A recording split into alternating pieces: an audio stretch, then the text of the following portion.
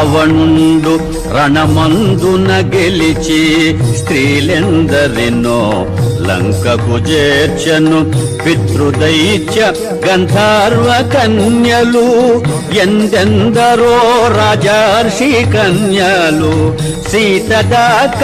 వారందరూ కన్యలే రావణు మేచి వరించిన వారలే పుష్పకమందు రావణ మందిరం మది మారుతిగాంచను అచ్చరుగుంది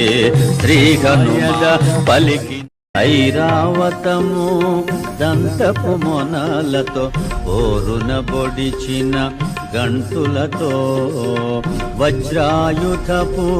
ప్రఘాతములతో చక్రాయుధపు ప్రహరణములతో